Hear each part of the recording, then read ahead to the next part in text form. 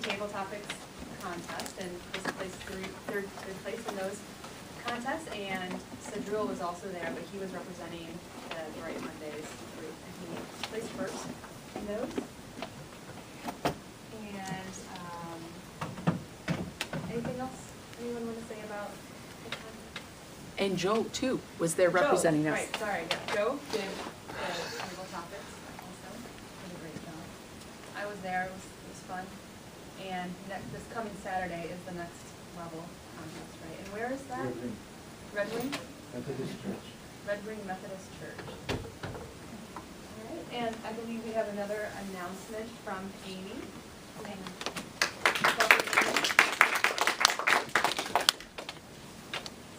Sorry.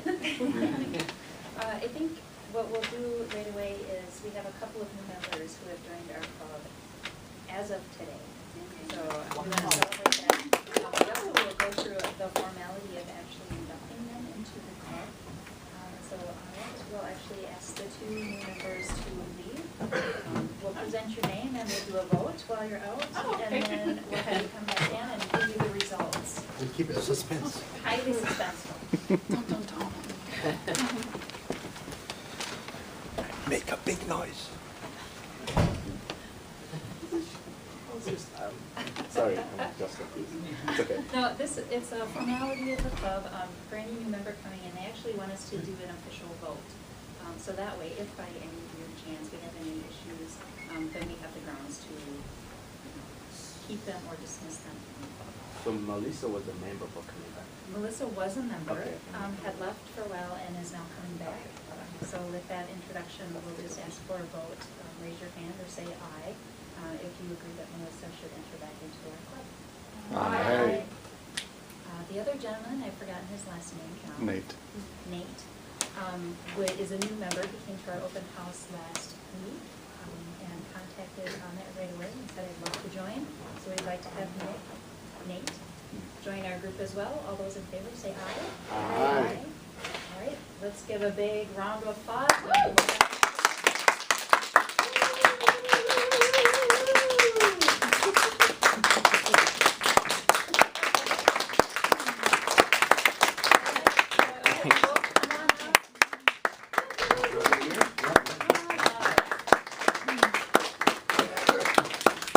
At this time, what I'd like to do, first of all, is present the two of you to our club. Welcome. If you don't mind, just state your names, and then we'll have you take a seat and move on with the meeting. Melissa McNally. Nathan Gardner. Welcome, both of you. Don't go too far, Amy. Okay. Next we have our grammarian, Amy, and she'll be describing her role for us and the word of the day. Welcome back, Amy. Thank you. All right, I am your grammarian for today. The word I've selected, which I would challenge you to use in your talks or anytime you're up here today, is opulent. It's an adjective, and I thought, this might be a good one that could be used in a lot of different ways. So if you can, the meaning is wealthy, rich, or affluent, or it's richly supplied, abundant, or plentiful. I have my sample sentence back in the corner. But how about the harvest this year is opulent with good crops.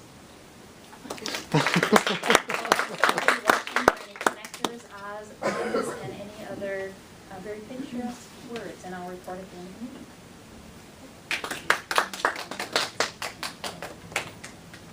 Thank you, Amy. And our timer today is going to be Chris. Are you ready? Yes. And please welcome Chris to describe the timer.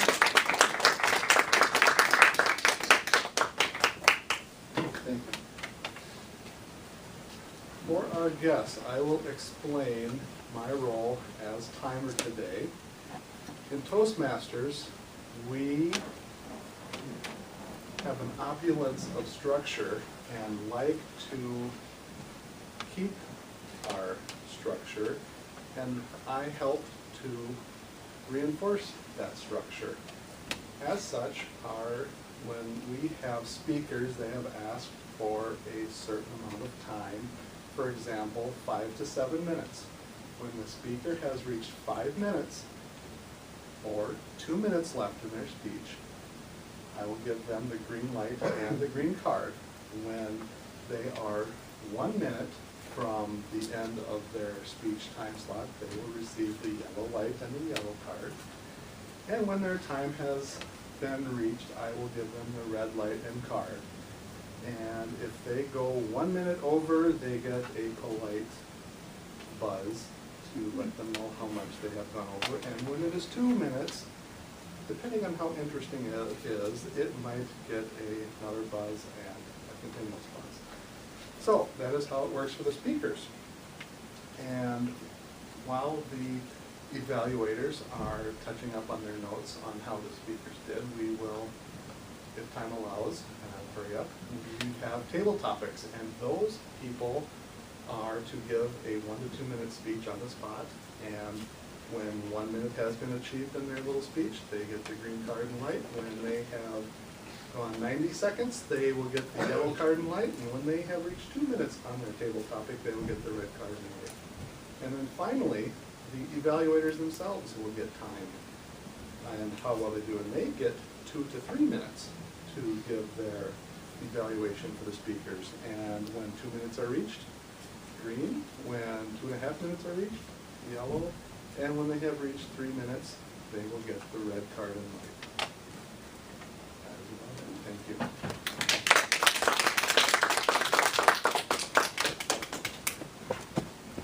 Next, we'll be starting in with our speeches today. And we have 3 speakers, and I did get confirmation from Tanya, so I'm hoping she will be here for the second, but we'll be starting with our welcome back member, Melissa, with her speech.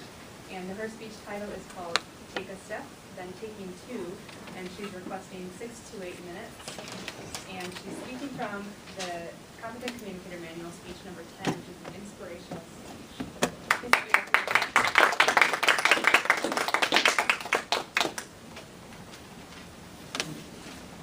Madam Toastmaster, fellow Toastmasters, and most distinguished guests.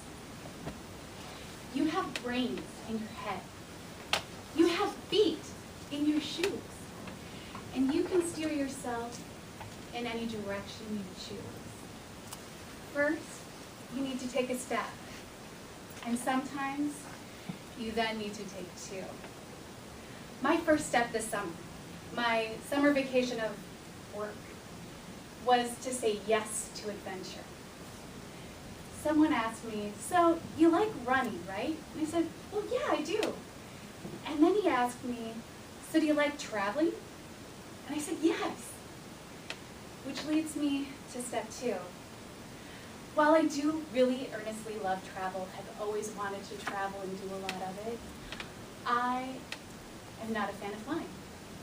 I am so much not a fan of flying that on one flight this summer, I was in tears and shaking and needed consolation because the stewardess decided to say, it is most definitely not safe to stand up. And I heard, and all I heard was, it was most definitely not safe. So my step 2 was acknowledging that, yeah, I have this fear of flying, and I'm going to have to do a lot of it, and I'm going to have to get over it. And I continue to work on getting over it. And then there's that step 3, and that's accepting challenges, of which there have been many. Because with this running and this traveling, which is wonderful, all of my expenses are paid up front. I do get to go to cities like New York, Denver, San Diego, Columbus, Indianapolis. It's been a blast. However, it also involves 22-hour-plus workdays. We can arrive at 11 o'clock at night, get to work 8 a.m. the following morning, and not be done until 6 a.m. the next morning. And then get on a flight at 9 a.m. and get back here who knows when. And so step 3 for me has been learning endurance and facing challenges. And by challenges, I mean I've learned a certain stubbornness. A stubbornness and a tenacity that maybe others have always just had. And the biggest piece for me of learning how to become more stubborn has been scaffolding. How many of you are familiar with what scaffolding is? Those metal tubes wooden planks, sometimes they're like this wide, sometimes they're like this wide, and couplers that join the pieces of scaffolding together. There is not often an opulent amount of scaffolding present on our site, where we have to put together a place for the DJ to be, and the dancers to be, and the speakers to go, so that the big party at the end of the 5K we're putting together can go on. Instead, there always seems to be a missing resource, unlevel land, a strap missing, a plank that just doesn't quite fit the way the rest do on every single one. And as someone who has in the past, and who continues to be a writer, I have always thought, well, sometimes some essays just aren't meant to be. Sometimes that short story just needs more time to come together and develop, and I'll get back to it someday. When there is a concert that is going to go on, and scaffolding that must go up, that kind of sort of someday, maybe it's just not meant to be, doesn't get to happen, because it has to go together. There is no option. There is no alternative. And so I've learned this marvelous sense of stubbornness that just wasn't a part of who I was before. Step 4 has been becoming stronger in ways I never thought, I'd never considered. On the first job I did in Columbus, Ohio, I was introduced to the fact that on 5Ks, those cones that you just like run by or walk by or dance by, whatever your pleasure, those are heavy, especially when they're stacked. And then at those finish lines that are all nice big arches, yes, sandbags hold those down and in place. And those sandbags are 70 pounds a piece. 70 pounds. I don't think I've ever lifted more than 40. Never. And so after having to go in Columbus, okay guys, I can tip it up if you want to grab it, and then being very polite and very kind about it. And well, that's enough of that. I need to be able to handle this on my own. And so I hired a personal trainer. And I now am happy to report that while in the past it was, I just can't.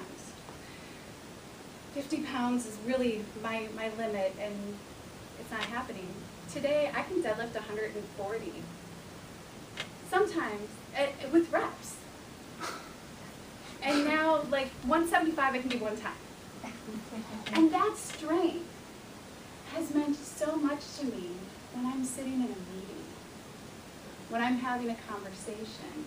I stand a little bit differently now because I said yes to this opportunity and this adventure, not knowing what to expect, not understanding that I could become passionate about 5Ks.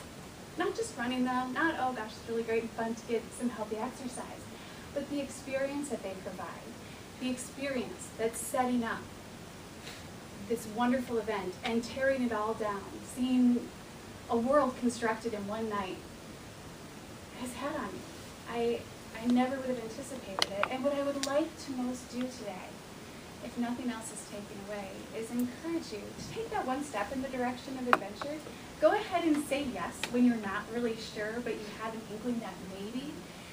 Because even facing dreadful fears and being completely ridiculous on a plane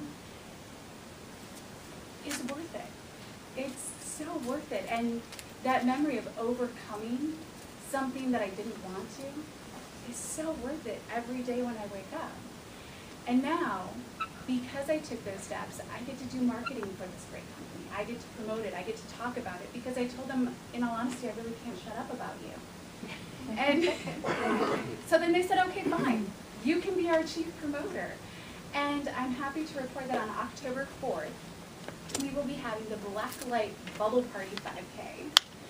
And it will be started at 7 o'clock. It will go until 10:30, and it will be all kinds of fun. We will have a great DJ and an awesome time, and I hope to take it on the road in the next few months.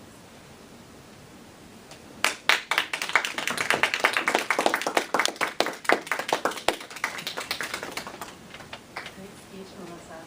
And I just need to say, I have an opulent appreciation for flight anxiety. And sometimes there's certain steps that are just easier taken with a glass of wine, as far as I'm concerned, especially in cleaning.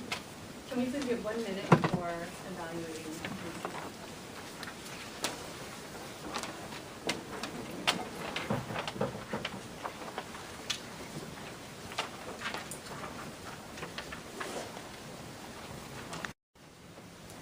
Okay, next we'll move on to our next speaker. Our second speaker must have had a conflict and is not here, so we're just gonna move to speaker number 3. And our speaker will be Joe Sharp, and his title is Carpe Diem, and he's requesting 6 to 8 minutes. Please welcome Joe.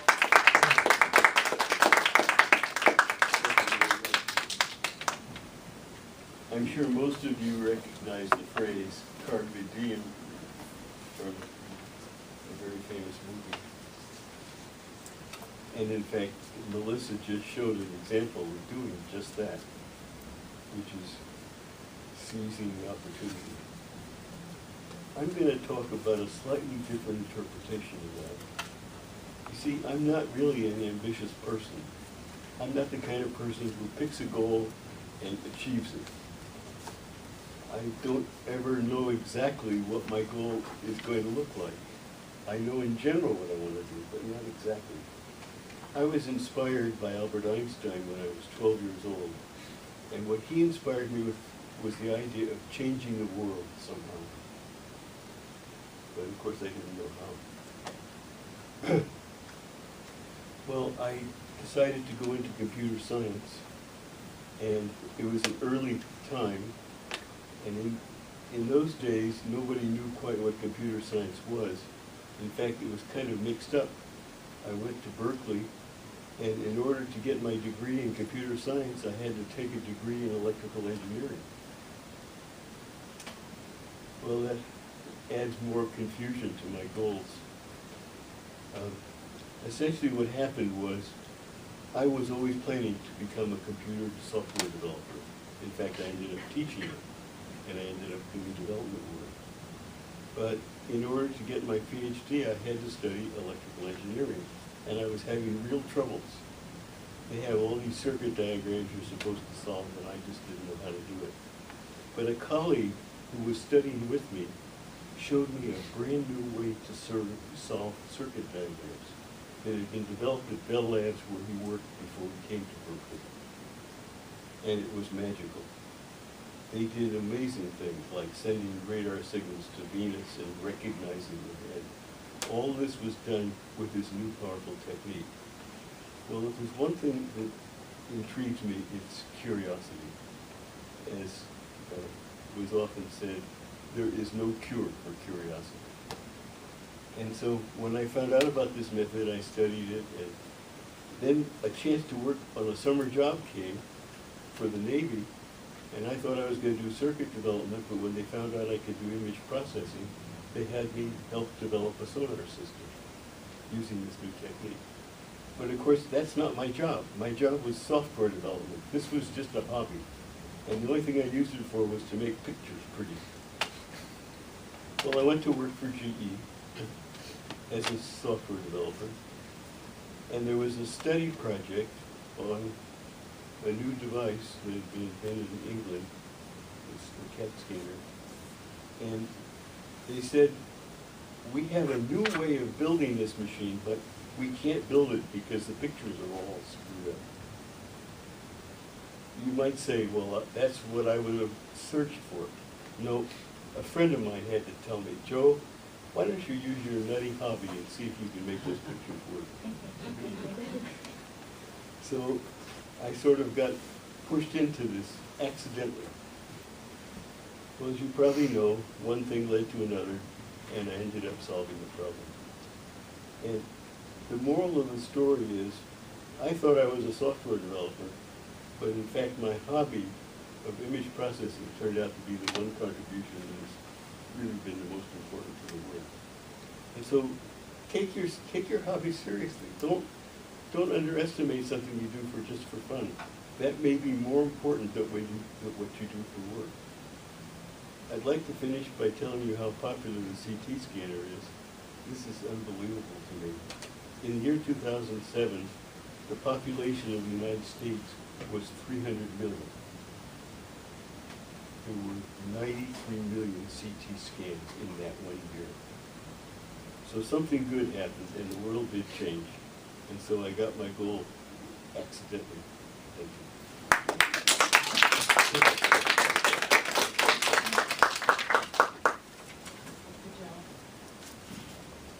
We've got some time now to talk to our guests who are with us today, and I know we have one here and two, well, remember, so you're not a guest anymore. I've been guest many times. Many times, okay. Well, we'd still love to hear from you. Would you like to introduce yourself and just remind us how you heard about Toastmasters and where you work? Sure. My name is Vikrant Borgohain. I work in medical products division. I work in IT, and John introduced me to this Toastmasters. I knew about Toastmasters, but never been formally or informally part of it. Well, excuse me, welcome back. I'm John Potter, I work at the help desk. I've heard about it for a long time, I just never taken the time. Somebody reminded me about it about a month ago, and then I saw in Yammer last week that it's open house, and it's like, I never usually open up the Yammer stuff, I happen to, it's like, okay. So, here I am. Well, welcome back.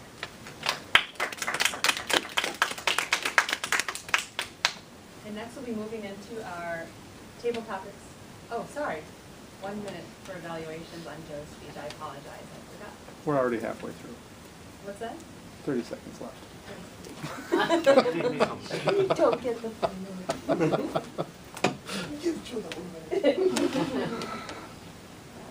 Oh, fine.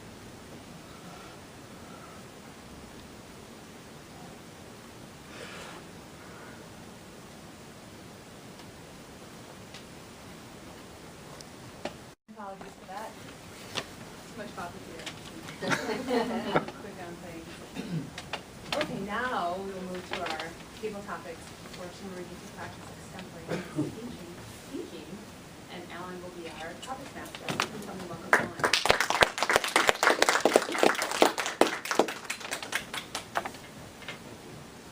Toastmaster, fellow Toastmasters, and distinguished guests. I thought today we would, for I guess topics, would think about today in history. And I'm not sure how much time we have here. I actually have three different items here, and survey here we should maybe pick on. Kaylee.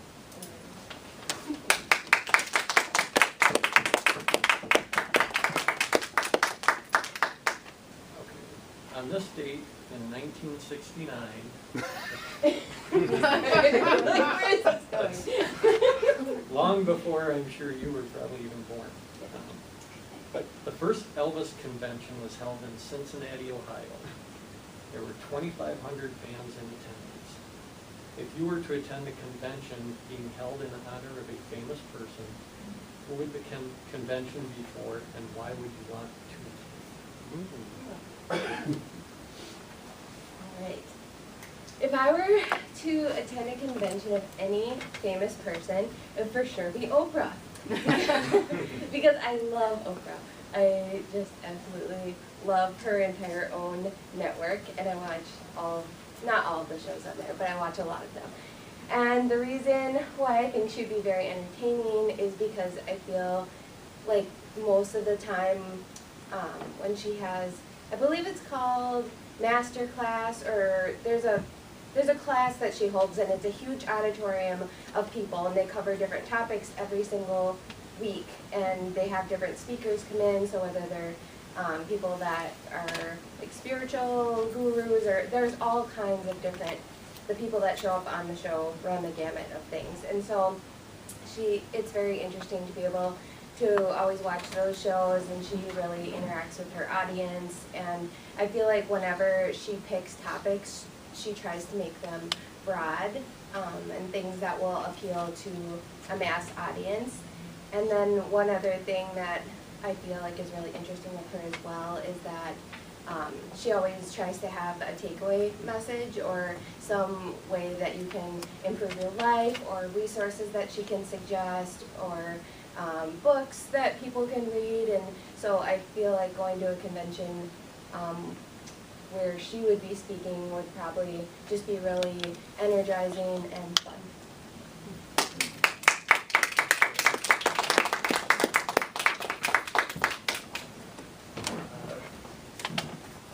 Two.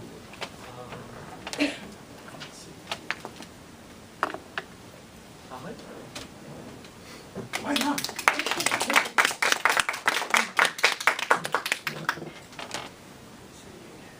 On this date in 1979, CompuServe became the first company to offer electronic mail capabilities and technical support to personal computer users.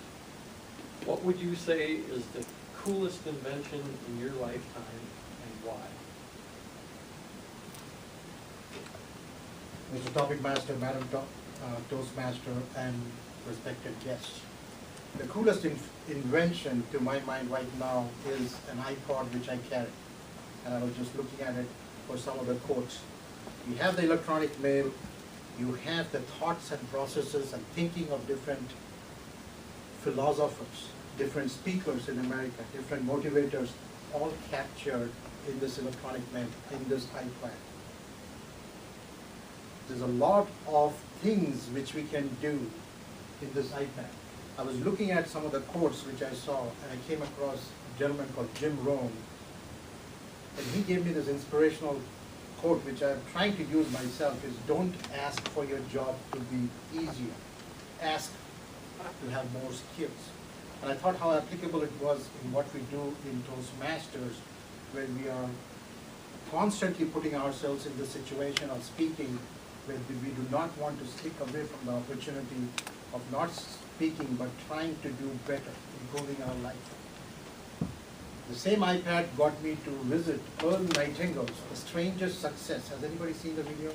In 1958, if there's one thing you need to watch on YouTube, it's a 30-minute video. It will change your life. It says you will be what you want to be.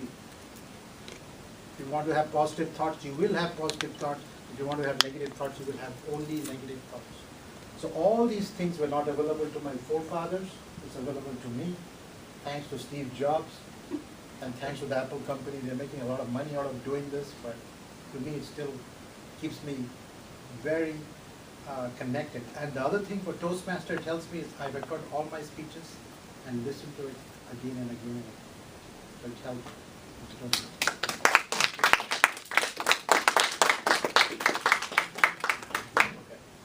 I didn't prepare that many. I do have one more. So let's see here. Amy?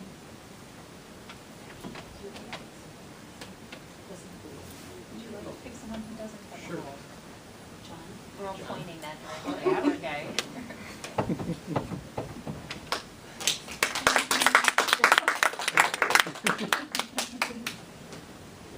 This is probably going before your time, but on this date in 1964, The Munsters premiered on television.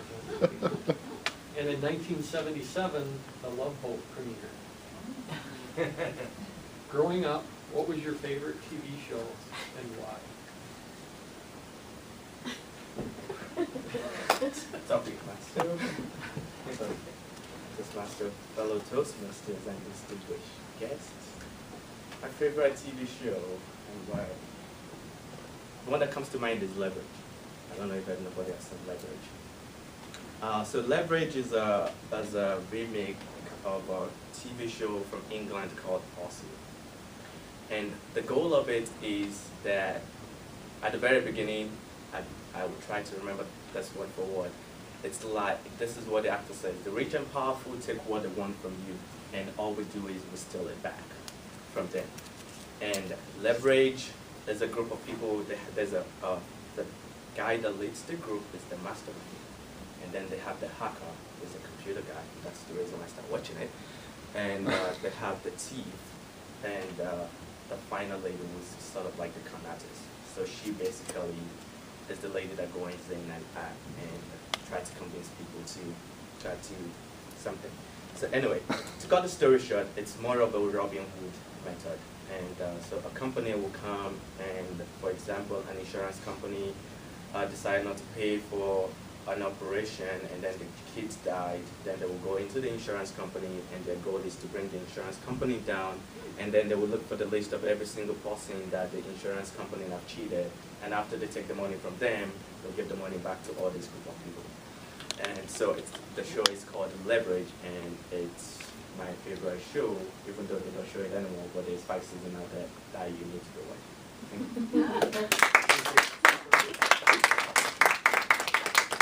Thank you, participants. And as you can see, today in history, there are an opulent number of events that have taken place over the years. Thank you.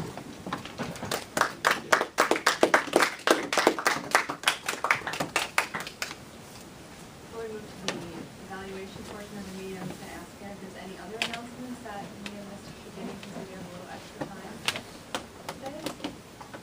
I'm seeing none, so we'll move on to the evaluation portion of the meeting, and I will pass it off to our general evaluator, Amit. Welcome back, Amit. Thank you, Madam Toastmaster. This is probably one of the most important aspects of our meeting, to know how we are doing. Most places we just talk, and nobody gives us a feedback. They give us a pat on the back. They say, you've done great. We never figure out what doing great means. We've had 2 very good speeches, and we'll, without any further ado, we'll call Mary to talk about, evaluate Melissa's talk.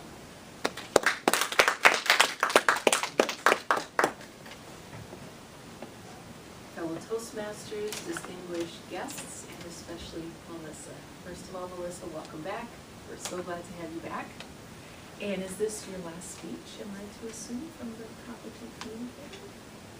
I think, okay. I've already completed the competent communication. Yeah. Okay. I have to pick what I'm doing next. All right, okay. Special praise first. And before I do that, let me give you the objectives of Melissa's speech to inspire her audience. It should inspire us to improve personally, emotionally, professionally, or spiritually, relying heavily on emotional appeal. It should appeal to noble motives and challenge the audience to achieve a higher level of beliefs or achievement. Special praise, Melissa, is I love the quote that you started with from the beginning. I like the way she used the stage. Melissa's very good at doing that. And a lot of that comes, I think, from Melissa's drama background. Because of being an actress, you're very good at using the stage and your gestures. You inspired me. I'm not sure about the rest of the audience, but when you talked about going from not even being able to lift 40-pound bags to being able to bench press 140, I was inspired to take that next step. You're confident, you're poised, and you're positive up front, Melissa. And I've always been impressed by that.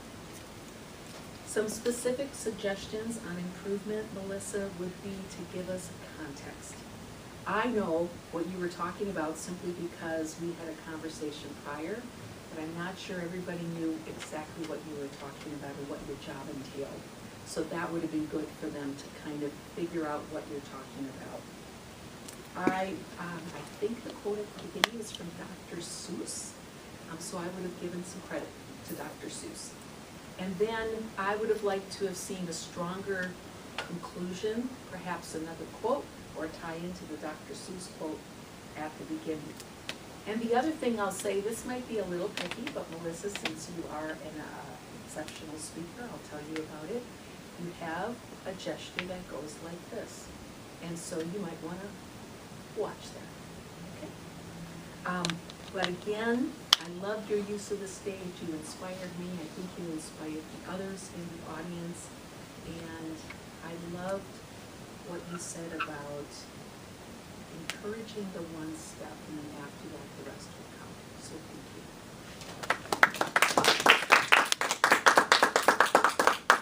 Thank you, Mary, for that excellent evaluation. coming to our speech number 2, which evaluating Joe Shaw's speech, it'll be Abby who's going to have the very difficult job. Masters. This was interesting. I don't know if any of you are aware of the fact that we did have an open spot today. Joe had done an impromptu speech. I saw him sketching his notes as we came into the room, and I asked him for an evaluation sheet. And as a Toastmaster, he's prepared. He has his own evaluation sheet and shared that with me. And so I'd like to go over some of the things that Joe asked me to look for in his speech. First of all, you started with an amazing opening with some catchy phrases, carpe diem and seize the day. And you offered us some inspiration from your personal inspiration, Albert Einstein. And you went into how he inspired your pursuit of computers and electrical engineering was kind of pushed upon you. You described that journey that you've gone through life with all of us. You used very colorful examples that were personal experiences to you. You used colleagues and your storied interactions with them to help describe how you journeyed through this and how it might inspire others as well, with not only your profession that you choose, but how you integrate your hobbies into that. It was very inspiring to me as well. Every time I hear you speak, I have this expectation that I'm going to always hear and learn something new, and you have a different perspective on even topics that I'm familiar with that I appreciate. And I think it's in the way that you execute it. I think you make it a personal story and you follow it up with yet another story within the story. It's a different trait that storytellers have that I'm still trying to put my arms around. The one thing I would recommend is that, and this is a challenge as well as a technology challenge, is to consider using visuals in your next presentation when you present. I know you tend to do impromptus, but let's challenge you to plan and schedule your next presentation. And I'd like to really see some technology, even if it's just a slide or a visual, to help support the thoughts that you're trying to convey. And I'll close with, again, thank you for sharing your life journey lessons with us, because it really does help inspire and mentor the rest of the group. Because you are an excellent speaker. Thank you.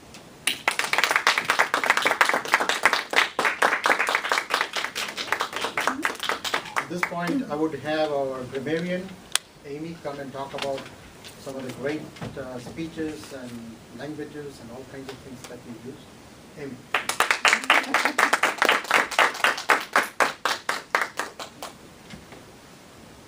Mr. General Evaluator and Toastmaster, fellow Toastmasters and guests, as your grammarian of the day, I have a good, opulent, maybe, information to share with you. The word of the day, I heard 3, but I think there may have been more that you were just so good at sliding in, I didn't catch. Sometimes they stand out and you can, there's one, but there may have been more. But I did hear Melissa, Sarah, Alan. So forgive me if anyone else said it and I missed it. You're just really good at it. It will go to our speakers. Melissa, I heard no connectors. How long have you been away from Toastmasters? A few months, and you come back, and nothing. Nothing. I did hear some other phrases that stuck out to me that I just wanted to bring back to our memories. I thought summer vacation of work was clever, most definitely not safe. I like that you called a challenge the bit of stubbornness that you learned. I thought that was very clever and neat. I really can't shut up about you. I think I'm going to say that to my husband when I get home. And the one thing that I think will be fun for all of us to practice is to say out loud in front of other people, "Black light bubble party." Not easy. Joe, as well, no connectors. We've had 2 fabulously experienced speakers today, and you're both very polished in your delivery, your grammar, impeccable. Real troubles stuck out. the nutty hobby. It's just a hobby, it's a nutty hobby, it's image processing. Thought that was neat. And you were pushed into it accidentally, which I thought was also quite clever. Alan, in your introduction, I heard a couple of ahs and ums, maybe just something to watch out for. Kaylee, quite a few ums today. I know that you've worked on life. I heard it just a couple of times, but was what I was hearing today. And there was one other thing I wanted to mention. Sometimes, I'm not sure if it's a filler, but you might hold out a word at the end when you're saying it. Are, some, and I don't know if it's a way that you're filling to come with the next thought or not, but I just wanted to mention it so you can think about it. Dr. Ghosh, on it, I didn't hear any connectors. The one thing you said that really stood out to me was you will be what you want to be, and that is so very true. Mind over matter, kind of a statement and thought. John, the Robin Hood method, as you explained your show, and again, I didn't hear any connectors from either of you, nor did I hear any connectors in Mary's evaluation, which was fabulous. Nor in Abby's. No connectors. Are you sure? Yeah, I don't see. The one thing I did want to call out for both Marion and Abby, and one thing that I will continue to work on, is to use pace. I get up here, I'm breathing, my heart starts racing, and I start to talk quickly and fastly, and I lose my breath, or I lose my train of thought. And if I would just slow down and take the time and use the pace that the two of you had in your evaluations, it gives me a moment to think. It's a wonderful gift, a wonderful tactic, and I'm going to try to use that more. So thank you for that. That's my report. Report, Chris.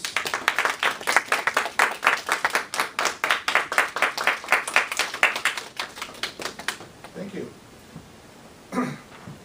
We were pretty frugal today. We were not flaunting our opulence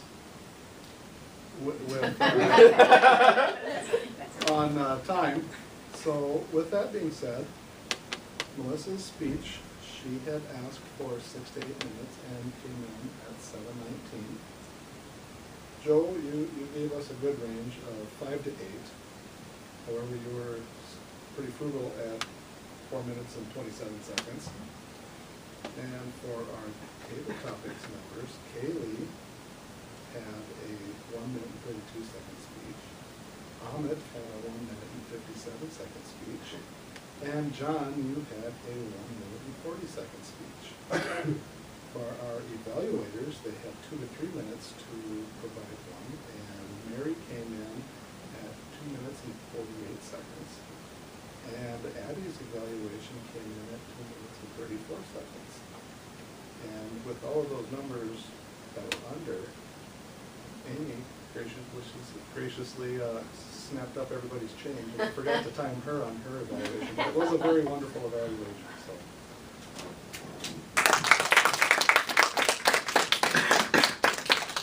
Thank you, Chris. Never a good idea to give me 5 minutes.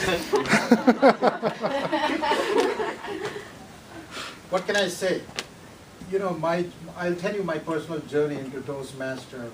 And I was in this MBA class presenting when I had a friend, Richard, who was taking a note on everything which I was saying.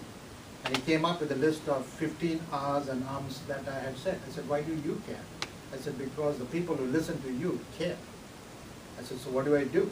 He said, there's a place called Toastmaster, and you can really go and practice. So he introduced me to a Toastmaster club, and in my highest maniacal phase, I was a member of 5 clubs. Now I have dropped one and I'm a member of 4 clubs. Not much of a change as far as my wife is concerned, because I go from one Toastmaster to another Toastmaster to another Toastmaster. The reason I'm saying is, you heard today 2 of the best speakers, one of our excellent speakers out here. Don't compare yourself. You could be better, you could be same, but don't get worried that I am not there. I'm not like Joe, I'm not like Melissa. These speakers have been doing and managing their craft and perfecting their craft for years. I saw how Melissa did it. She scribbled something Same thing, Joe, they scribble something, but when they, because of the practice they have done, they can scribble a line and form a story around it. But as Mary pointed out, even the most expert speakers needs to construct a speech where there has to be an introduction, a body, and conclusion. If you think about it as a house, you have a basement, which is your introduction. You've got these 3 pillars, which are basically the 3 points you want to make in your talk. Why 3? Because 2 is too less. 2 is either yes or no. The 3rd pillar is maybe. That's how it's come. It's a pendulum. There has to be 3. Usually 3, maybe 4, but 3. Then you have a roof, which is where you're coming to concluding the point. You're kind of finishing the point, so it's solidifying the point. But the roof has a water outlet. It connects the roof to the basement.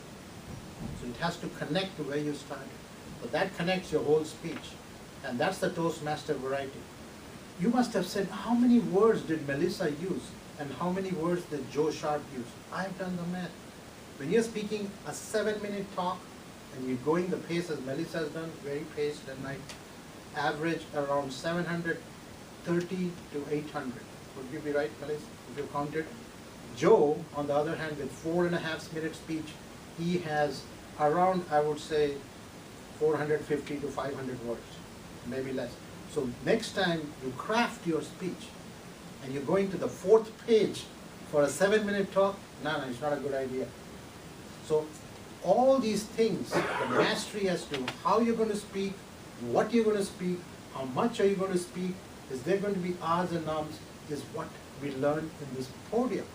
So much so that I come here again and again and again, every day, I learn a new craft.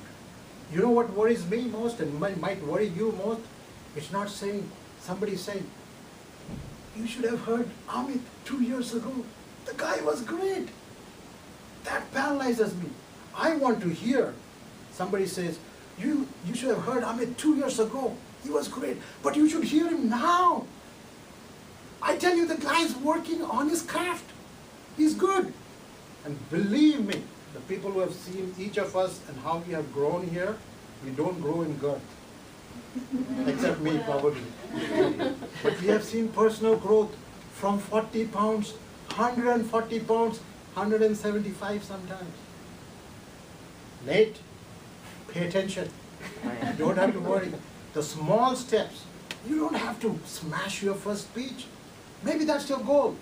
But say at the end of a year, this Nate, and your last name? Gardner. Nate Gardner is going to be a Nate Gardner worth listening. So that should be the goal. The goal is not my immediate speech. So first you work on something, a topic. How many words? All those things will come. Let's get my ideas on, craft it, write it, write it. Write all your speeches. Maybe you'll become the biggest writer, like Melissa. Print, publish, become famous. Donate money to Toastmasters, especially high nooners. You do not know, we do not know what your potential is. And I completely believe what Earl Nightingale says, you will be what you want to be. I grew up in a small town in India. We had food, water, shelter, I had clothes, my dad took care of. No idea. Years later I'll be speaking here. No idea we'll be in America. No idea I'll be in Mayo Clinic. Zero. But there was a goal of doing something. So your goal could be different. So Toastmasters can make it happen. And I'm telling you, it's a steal. At $36 for every 6 months, it is a steal. You, my dear friend, have been coming here again and again and again. My membership form here. You never gave me. I'm going to give you to it. This free words of wisdom. It took me 10 years of speaking. I've been waiting for last 4 times. You know. I might even pay your check as long as you give it for me. John, you think you're hiding. You use big words like yammer and all that. There's no yammer, Toastmaster. We talk, baby. That's what we do. Thank you,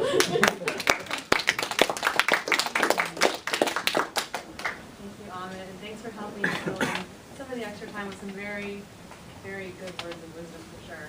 And you had mentioned the number of words in a typical speech. So what's the rate per minute that's recommended, about 100 per minute?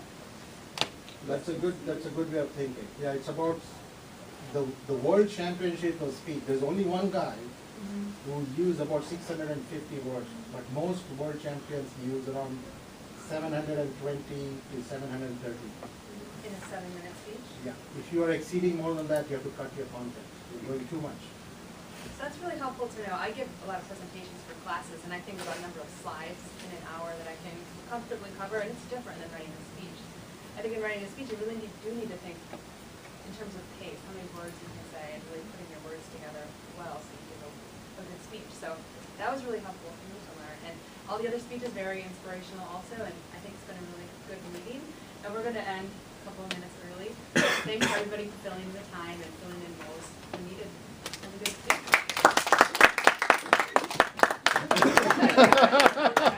No running away.